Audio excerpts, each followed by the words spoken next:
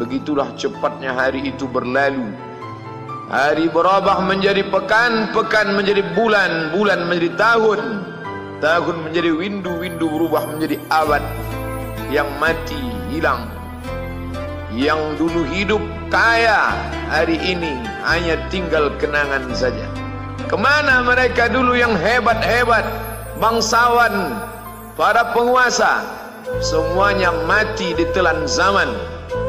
Yang tinggal hanya apakah dia orang paling baik, dicatat dengan tinta emas, atau dia orang paling jahat, dihujat, dicaci dan dimaki.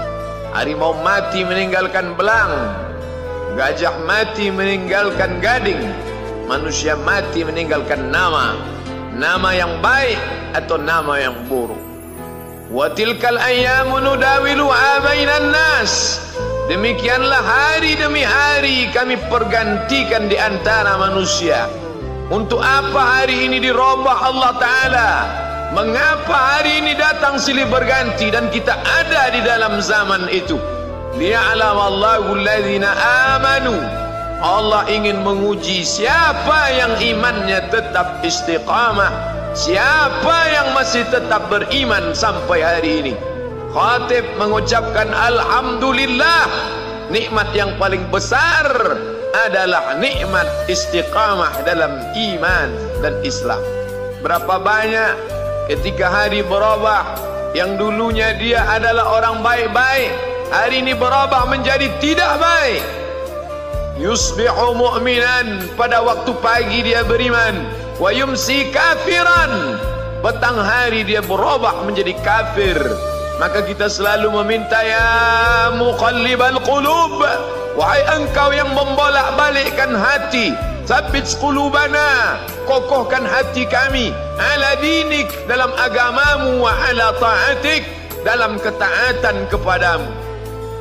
Berapa banyak yang dulu susah melarat, miskin, untuk sesuap nasi pun sulit, tapi begitu dilapangkan Allah rezekinya, tidak menjadi hamba yang bersyukur.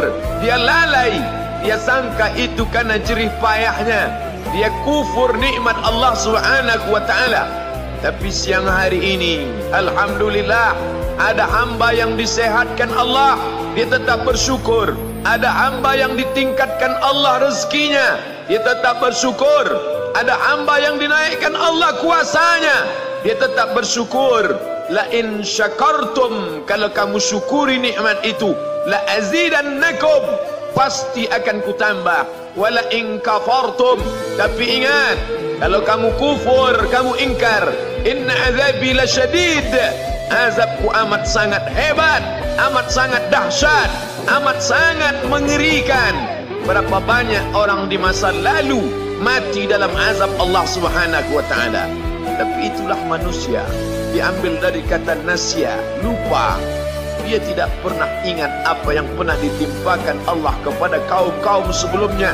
Wa ila samud akhahum salihah, kepada kaum Samud diutus Nabi Saleh. Mana mereka sekarang? Punah, musnah, tidak ada lagi di atas muka bumi Allah. Wa ila Madyan akhahum Syuaiba, kepada kaum Madian diutus Nabi Syuaib. Mana mereka sekarang? Punah, musnah, tidak ada jejaknya di atas muka bumi. Wa ila Adin akhahum Huda, kepada kaum Ad diutus Nabi Hud. Tidak satu pun ada di atas muka bumi. Tapi orang tetap juga angkuh dan sombong. Memang itulah manusia yang berada di atas muka bumi Allah Subhanahu wa ta'ala. Maka orang-orang yang baik tidak pernah berhenti mengajak kepada kebaikan. Umat ini dikatakan baik bukan karena banyak ibadahnya. Umat ini dikatakan baik bukan karena dia pergi bolak-balik ke kota Makkah Al-Mukarramah untuk haji dan umrah. Allah puji umat ini, kuntum khaira ummah, kalian umat terbaik. Kapan? Bila umat ini disebut umat terbaik? Ta'muruna bil ma'ruf, ketika engkau sanggup mengingatkan saudaramu dalam kebaikan. Pagi ingatkan tentang siang, siang ingatkan tentang petang, petang ingatkan tentang malam, malam ingatkan bahwa esok pagi kita tetap berbuat baik. Wa tanhauna 'anil munkar, larang mereka dari perbuatan mungkar. Maka hari-hari yang sudah kita lewati di masa yang lalu, sanggupkah akan pulang kembali?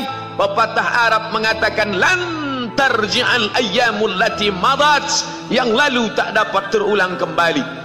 Apakah semua itu berlalu begitu saja? Tidak ada yang percuma, tidak ada yang gratis, tidak ada yang sia-sia. Semua akan diminta pertanggungjawaban di hadapan Allah Subhanahu wa ta'ala. Sejak kita tegak di atas muka bumi ini, sejak kita diberikan nafas, diberikan hidup, diberikan nyawa, maka sejak itu kita ditanya, apa khalaqnakum abasa? Apakah kalian kami ciptakan sia-sia? Apakah kami sangka? Apakah kamu semua menduga bahwa kami menciptakan kamu lalu kamu tidak akan kembali menghadap kami? Semua akan diminta pertanggungjawaban di hadapan Allah Subhanahu wa ta'ala. Tidak ada kata yang dapat terucap dari lidah orang beriman selain ucapan Astaghfirullahaladzim. Ampunkan segala dosaku di masa yang lalu. Aku lalai dan lupa ya Allah. Kami termasuk orang-orang yang menghilangkan usia kami ya Allah. Kami tak tahu ke mana umur kami selama ini. Berapa jam untuk perbuatan dosa, berapa untuk perbuatan maksiat. Padahal ketika tiba masanya, kami semua akan menghadapmu.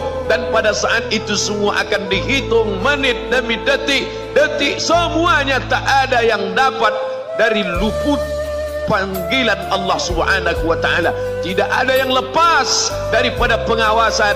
Inna alaikum lahafizin. Bersama kamu ada malaikat hafazah kiraman mulia, katibin mencatat, ya'lamuna ma taf'alun. Dia tahu semua yang kamu lakukan. Betapa waktu-waktu yang lalu itu tak dapat kita tebus dengan apapun selain kita perbaiki di masa yang akan datang. Tingkatkan kualitas salat berjamaah, tingkatkan membaca Al-Quran. Andai usia kita sudah lanjut, tak dapat kita jemput, maka kita didik anak cucu generasi akan datang menjadi generasi yang Qurani dan Islami. Sab'atun yudhilluhumullah, ada 7 di antara yang dapat naungan Allah. Yauma la dhilla illa dhilluh, hari itu tidak ada naungan kecuali naungan Allah Subhanahu wa ta'ala. Di antara yang mendapat naungan itu adalah syabun, anak muda, nasya'a fi ibadatillah, anak muda yang tumbuh beribadah kepada Allah Subhanahu wa ta'ala. Andai masa muda kita penuh dosa, andai masa muda kita penuh narkoba, andai masa muda kita penuh zina, wal iyadzu billah wa na'udzu billah, jangan sangka Allah tutup pintu taubat. Innallaha la yaghfiru ayyushraka bihi. Allah tak terima taubat orang yang mempersekutukannya. Wa yaghfiru ma duna dzalika liman yasha. Tapi taubat selain itu diterima, dibukakan Allah Ta'ala. Mari perbaiki anak menantu, cucu, kawan, sahabat, andai talat, ajak ke jalan Allah Subhanahu wa ta'ala. Itulah salah satu memperbaiki yang masa lalu, kita perbaiki di masa yang akan datang. Di antara tujuan Allah mengapa Dia buat kita masih hidup di akhir tahun ini, liya'lamallahu allazina amanu. Allah menguji siapa yang masih tetap dalam istiqamah iman dan Islam.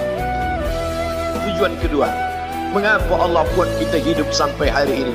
Wa yattakhidha minkum syuhada, wa yattakhidha minkum syuhada.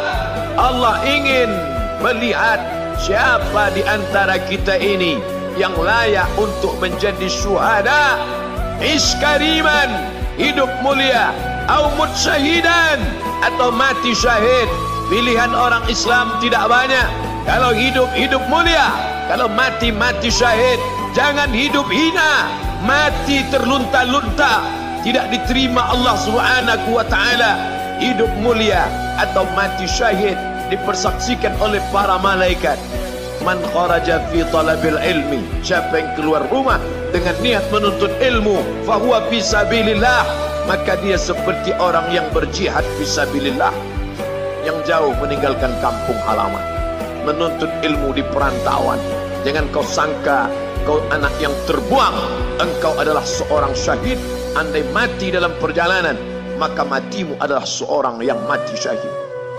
Mencari rezeki yang halal, meninggalkan anak dan istri, demi untuk memberikan nafkah, menjaga diri dari riba, menjaga diri dari haram, menjaga diri dari syubhat. Ditinggalkan anak yang masih kecil, istri yang memerlukan kasih sayang. Kutinggalkan kalian bukan karena hawa nafsu, tapi ingin mencari yang halal. Tetesan air mata, penuh keringat dan kerinduan, munajat di tengah malam, dibayar Allah Ta'ala dengan tetesan darah seorang syahid. Man mata duna malihi, siapa yang mati membela kehormatan hartanya, fahuwa syahid, maka dia mati syahid. Betapa seorang yang susah melarat hanya untuk menjaga diri dari yang haram dan syubhat, Allah muliakan dia. Inna akramakum indallah, yang paling mulia di antara kamu di sisi Allah, atqakum, yang paling takut kepada Allah. Ramai kita di rumah Allah ini, yang paling kaya kah yang paling mulia? Tidak. Yang paling ganteng dan paling hebat kuasanya kah yang paling mulia? Bukan. Yang paling berilmu, buya, kiai, ulama, apakah dia yang paling mulia? Tidak ada jaminan. Tapi yang paling takut kepada Allah Subhanahu wa ta'ala, takut terjerumus dalam riba, takut terjerumus dalam syubhat, takut makan haram, sehingga dia biarkan dirinya dalam kesusahan, susah dalam pandangan manusia, melarat dalam pandangan orang kaya, tapi hidup mulia dalam pandangan Allah, para malaikat, nabi dan rasul. Hari ini orang itu dikatakan bodoh, hari ini dia dikatakan goblok, hari ini dia dikatakan kamu tolol sekali. Mengapa tidak kamu pakai kekuasaanmu? Mengapa tidak kamu pakai kesempatan? Hidup hanya sekali, pakailah sesuka hati. Tapi dia takut kepada Allah Subhanahu wa ta'ala. Pagi dan petang dia katakan, Allahumma ajirna minan nar, Allahumma ajirna minan nar, Allahumma ajirna minan nar. Selamatkan kami, aku, istriku, anakku, keluargaku dari api neraka ya Allah.